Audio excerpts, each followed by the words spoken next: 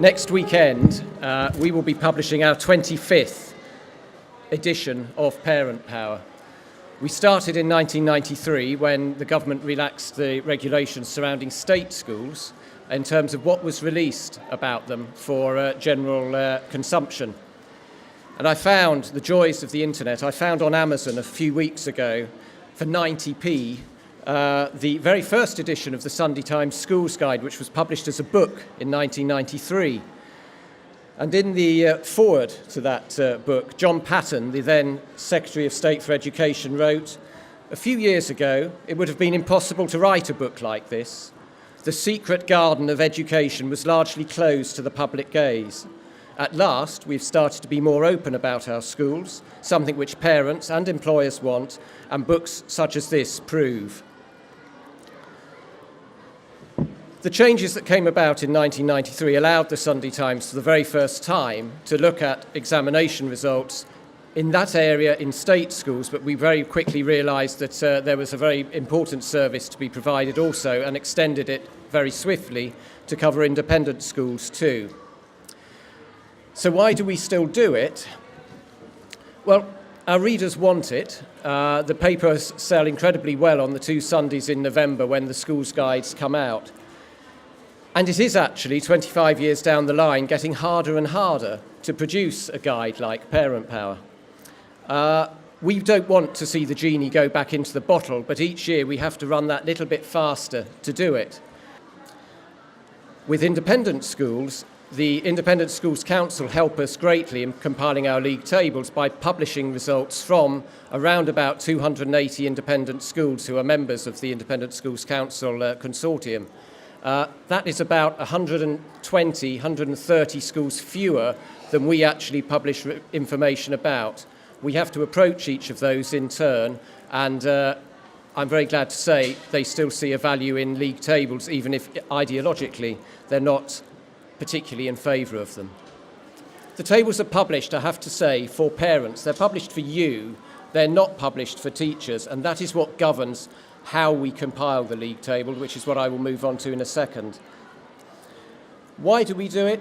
Education is a hugely important investment, whether you're paying for it through school fees or whether you are paying for it by moving to a house in a catchment area of a state school. Either way, it's one of the biggest financial transactions you will make in life. I read yesterday on a school website, one of the schools that is opposed very heavily to league tables, and there was a range of charges laid against us. League tables encourage the deselection of young people at key points in their education. We believe in opportunity for all. Well, so do I. So does the Sunday Times. We believe in helping parents find the right school for their child so they don't get deselected later on, having gone to a school which wasn't appropriate or suitable for them. It also said that league tables encourage the wrong sort of subjects to be studied in schools. We don't. We look at all subjects, yes, and there are some easier and there are some more complicated subjects for study. One former inspector of schools once said to me, anything with the word studies in the title isn't worth the paper it's written on. I don't think that's necessarily true, and I think he was taking a deliberately provocative position. But it's up to schools to decide whether they route children down the English, maths, physics, chemistry, biology, history, geography, languages route, or whether they offer an arguably easier diet of sports studies, business studies, social studies, etc. So how do we do it? We do it by looking at straightforward academic achievement. The Sunday Times tables at secondary school level look at the performance of children at A level, and we look at their performance specifically in getting A stars, A's and B grades. And at GCSE, we look at A stars and A's, and from next year, and partially this year with the change in the GCSE examinations, we'll look at outcomes that secure the highest three grades of 9, 8 and 7, which equate roughly to an A star A. We look, therefore, specifically at the end point that children reach when they leave schools. We don't look at the entry points, and they're all different. They differ from school to school, and they differ within a school from year to year. So we don't look at the starting point that the children arrive at the school at. We only look at the end point, at the qualifications they leave with at 16 or preferably at 18. The reason we do that is because universities and employers look at that end point. Yes, there is some account taken by some universities, but by no means all, of where a child has started from, and they adjust offers accordingly sometimes. But for the vast majority, the grades your children receive at the end will be absolutely critical to their chances of going to the university that they want to at the end. To an extent, comparing schools now is, well, I was going to say it's a bit like comparing apples and pears. Sometimes it's a bit like trying to compare prize-winning village marrows with exquisite oriental fruit from Fortnum and Mason's. I mean, you can't really compare them for all sorts of reasons. My Damascene moment came in terms of league tables when my school, which I was so proud of, was beaten, had a sixth form of 200, was beaten by a school in a remote corner of the country who had a sixth form of 16. And I thought, this isn't quite right to compare these schools in this way. Racing schools against one another has become much harder over the years, and avid readers should proceed with a degree of caution. Of course, as Alice has already pointed out, and with the differences between these schools, you can have a school which gets fantastic results and it accepts only fantastically bright pupils. And then you have a school which accepts pupils who are not nearly as bright but gets very good results. Which is the better school? It's really hard to say. So league tables can skew things, I think, quite considerably. Of course, you can tell something from league tables. That's absolutely right. The schools which are at the top of the pinnacle, they're great. They're bound to be. And schools lower down, well, they may not be so good, but they could still be doing a fantastic job. One thing, of course, is true. Exam results are important. They are the passport to the next stage of a child's career. And within independent schools, it represents a very, very considerable investment at every single level. But I've been noticing over the years some things which have been happening which are not good.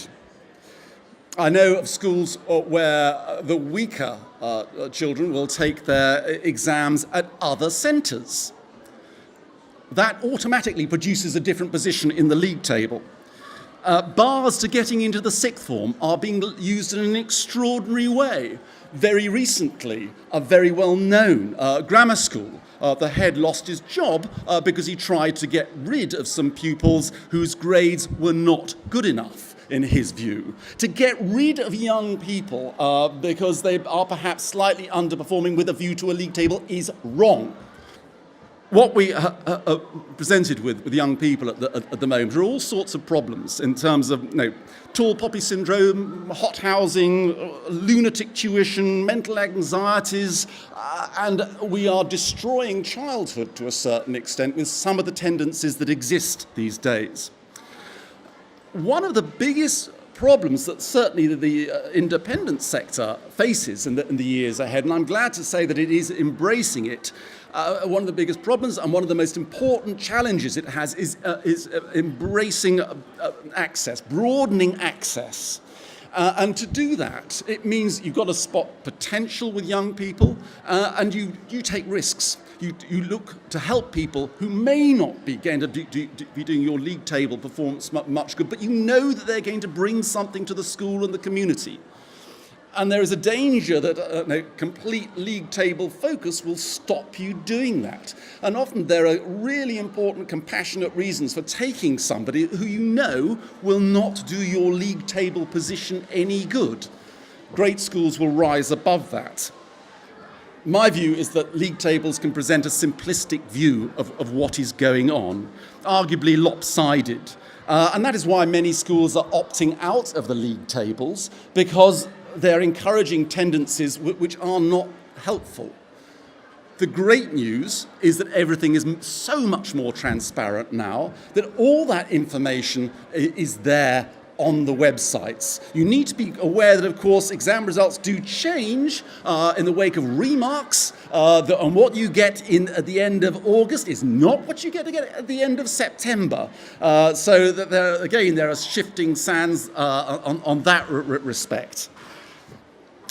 The real league tables that will be really very valuable and important can never be produced. They should be based on what children are like years hence, what's happened to them later on, how has that education that they have received at their school enabled them to get on in life, what is the value added, and that is the real test of any school. How much do they get young people to punch above their weight and to go on and really, really succeed?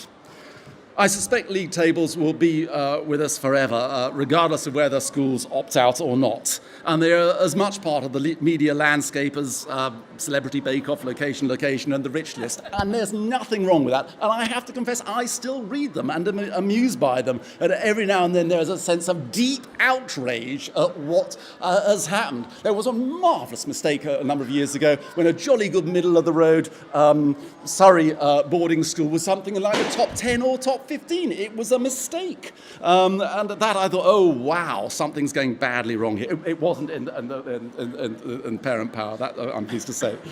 So league tables are seasonable fare, and that's absolutely fine. But if you were a guest at a dinner table and the other guests have got their schools coming at number 5, number 12, number 13, and your child's school has come in at 113th, you needn't worry.